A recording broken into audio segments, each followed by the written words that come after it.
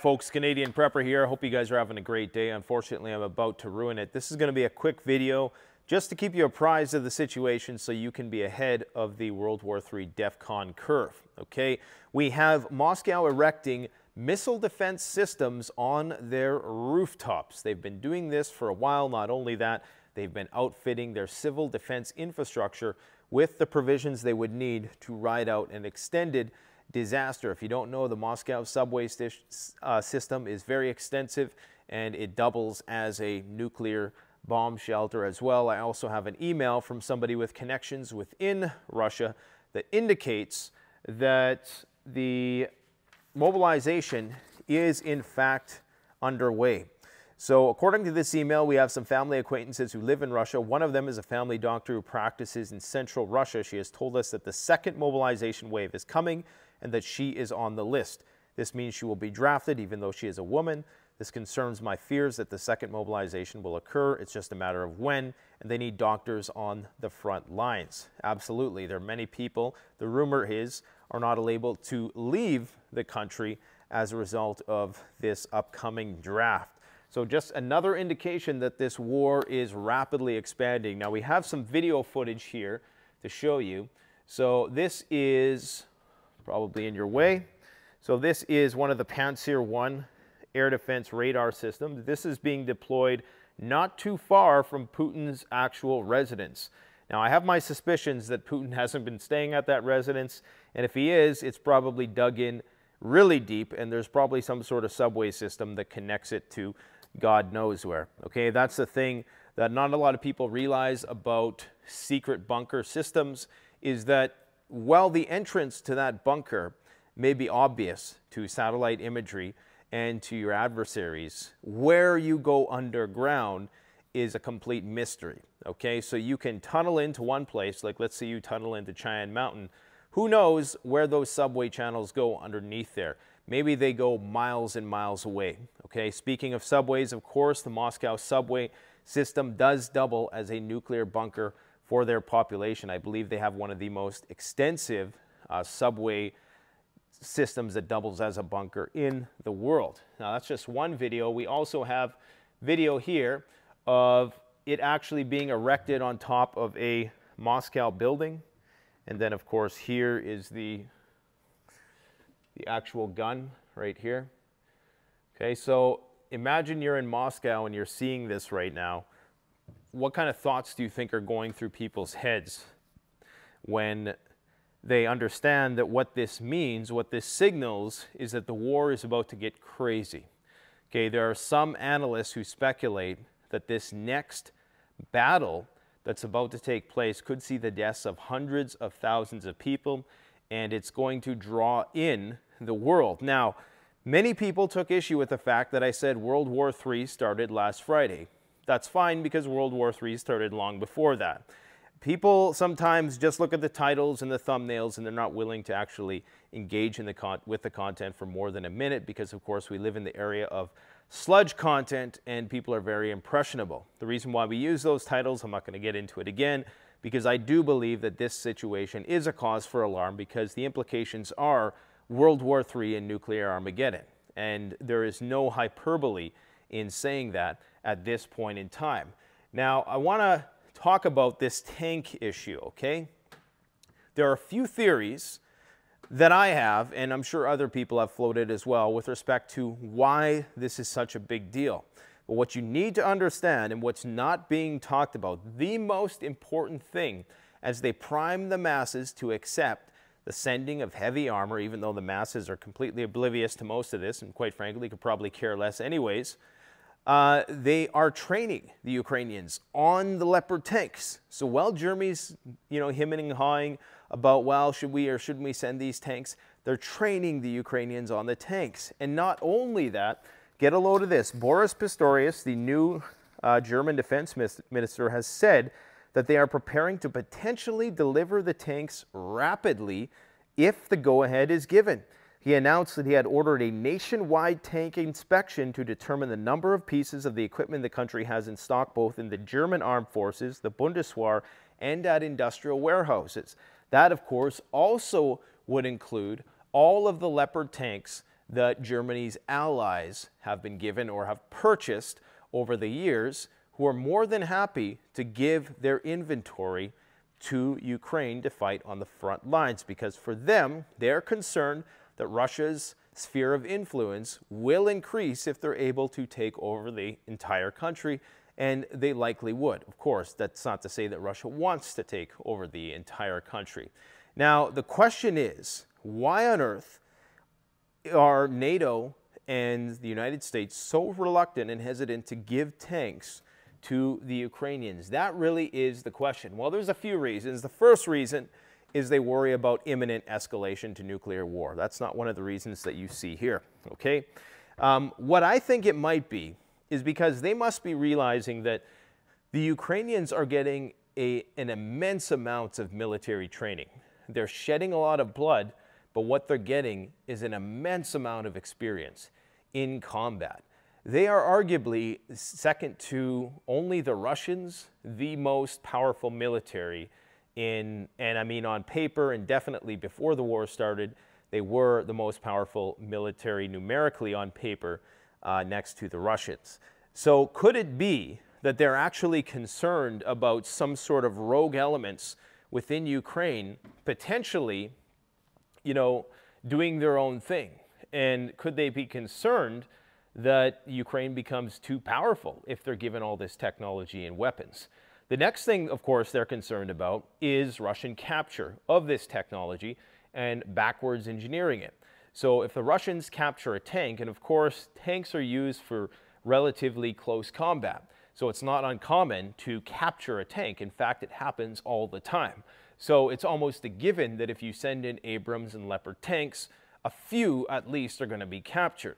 Now, the workaround with this is that they're giving older stock that's not updated with all the new gimmicks and software and all that stuff. Of course, that comes at a diminished capability in terms of their performance on the battlefield, so it somewhat defeats the purpose, but they don't want to hand over their best tools to the Russians, which will inevitably happen. Even if you get a broken down tank, you can see how it works, you can see how it operates, you can troubleshoot its weak points, and that's really bad for NATO if they ever have to go up against the Russians. The other thing that they could potentially be worried about is the Ukraine-Russian alliance, potentially. Now, this might seem like insanity to some people, but just imagine a world 5-10 years from now when, you know, this has all worked itself out, and we, you know, hopefully it's not post-nuclear Armageddon at that point.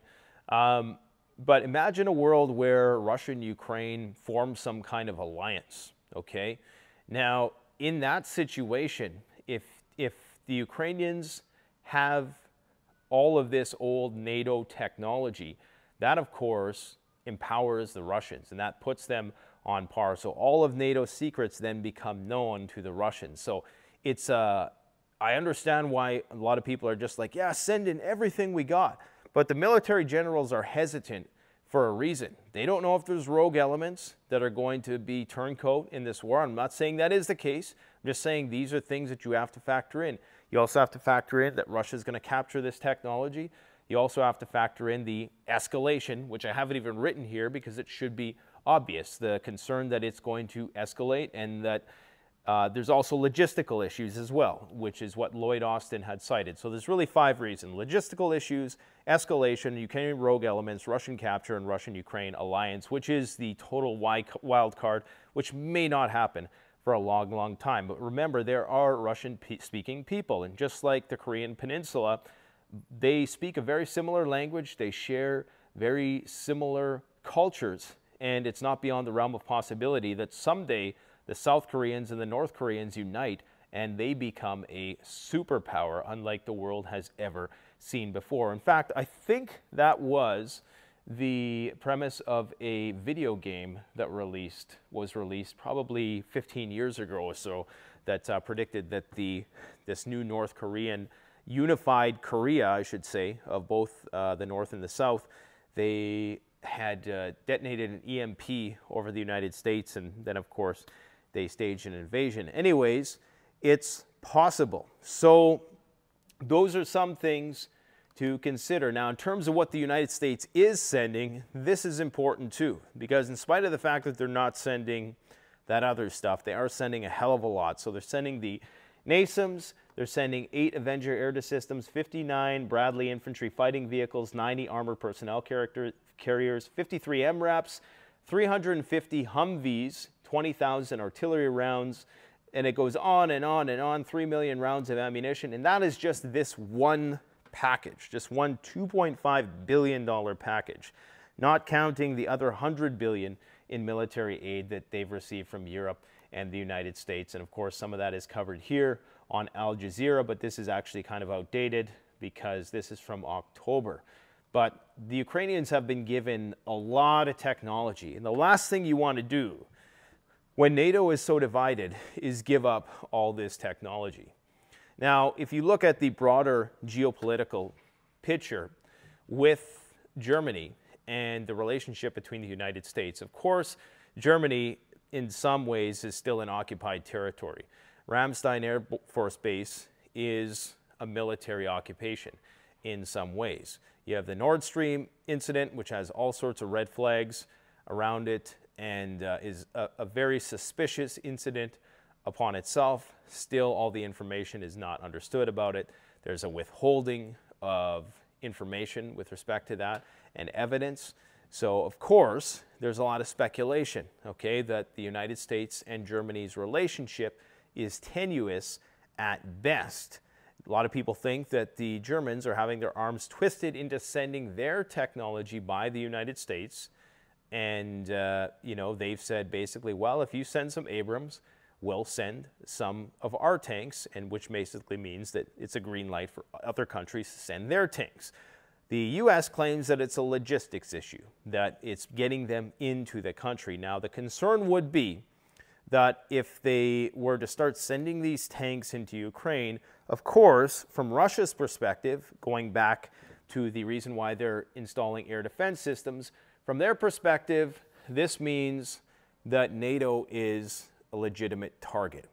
I guess there's something about tanks, which is a certain escalatory threshold. It's a red line.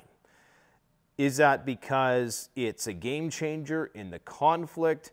Maybe, maybe not. Some people think that Western tanks aren't even suited to this sort of terrain in Ukraine at all because it's so muddy and there's so much topsoil and they're too heavy and things of that nature. I don't know enough about that to comment. Of course, it is winter. The ground is relatively frozen. So if there ever was a time that these things would be applicable, it would be now. Of course, if the ground is soft, that means the likelihood of them getting stuck in the mud is much, much higher. And if they get stuck in the mud, there's a higher possibility that they're going to be captured by the Russians. So these are all things that need to be factored in, okay? What else do we got going on here? So the U.S. Treasury and John Kirby has decided to designate Russia's Wagner Group as a transnational criminal group. Notice how they're not using the term terrorist organization, which they easily could. And they're blaming all the connections with the North Koreans now and the Iranians. They're linking it to Wagner because it's a way around avoiding nuclear conflict. What do I mean by that? Well, John Kirby today is talking about how there's some satellite imagery of rail cars coming from North Korea sending ammunition, probably artillery shells, to the front line to be used by Russian soldiers. But they're saying now that they're sending this stuff directly to the Wagner Group. So this privatization of the military-industrial complex kind of absolves nation states of entire culpability for these actions, and it almost creates a bit of a buffer zone for the whole escalation of nuclear war, because then you can say that, well, we're not fighting Russia, a nation state who wields the nuclear weapons, we're fighting Russia's privately contracted group, the Wagner Group, so we can target them specifically. So are we entering an age then, or are we going to see perhaps the United States get wise to this and say, you know what, let's just send in a bunch of mercenaries, Blackwater or whoever else, and we're not going to, it's not the USA, it's not the US military, so it might not escalate to the strategic level, Obviously, they're probably doing some of this already. There's a lot of mercenaries on the ground. That's clear as day to anybody paying attention. But just recall that the reason why Biden said he would not declare Russia a state sponsor of terror, because it would effectively be a declaration of war, because there's a lot of obligations militarily that go along with designating someone a state sponsor of terror, a nation state, I should say. So they're reluctant to do that, so they chicken out and they say, well, it's actually the Wagner Group who is trading with the North Koreans, not the Russians. They're probably going to say the same thing about the Iranians. It's a nice workaround to try to hold these other countries to task. Now, there has been another fire at a Russian oil depot, and it looks to be an act of sabotage. This is widely being reported across Ukrainian media. Why this is so significant with the increased attacks on our own power grids here in North America is it means that these sleeper cells are being activated all over the world to conduct these acts of sabotage behind enemy lines. And according to Ukrainska Pravda, the fire was reported by the Russian Defense Ministry, so there is a possibility that the fuel was intended for military purposes. Now, of course, they're never going to admit to these sabotage activities, because that would be potentially giving away information about who is actually perpetrating the acts, and could potentially, out themselves. But I'm sure the Russians are wise to the fact that this is going on, and it's probably going on here, and it's what happened between Latvia and Lithuania recently. So we're going to see these attacks on critical infrastructure only increase. There's a huge war and huge escalation in this war coming, and people need to be prepared. It's not going to happen overnight. This is something every day that it doesn't escalate to the tactical nuclear level or to the nuclear test level, or what I think is going to happen is just going to be some accidental nuclear discharge, because people, we get so, that DEFCON level ratchets up so high, and people are so hair-triggered with the nukes that something happens accidentally, and that is what triggers nuclear war. Take every day as a blessing to just be able to prepare more. And there's some people who are like, I'm burnt out of this and that. Well, that's fine. I mean, you should be enjoying life anyways. I have a channel that does this. This is my job, okay, to inform people. So I don't expect everybody to be entirely consumed by this stuff. I aggregate this information so you don't have to, so you can get it in one place, you can prep, and you can enjoy the rest of your life. You don't have to be entirely fixated and obsessed about this 24/7. But it's good to know, and it's good to be ahead of the curve. And right now, it's not hard to be ahead of the curve. If you pay a modicum of attention to the things going on in the world, to alternative news media websites, of course, watching very critically and skeptically, because there's always political agendas everywhere.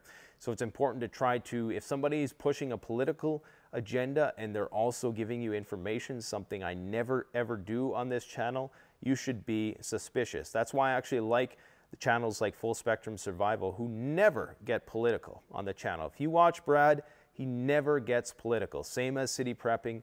They don't get political on their channels. They just provide you the information, and you are free to come to your own conclusions on how you want to deal with that politically and factor it into whatever ideology you practice. Now, this is something else. We got these, this is the year of the chatbots. People think chatbot, harmless. What's a chatbot? These are more than chatbots, guys.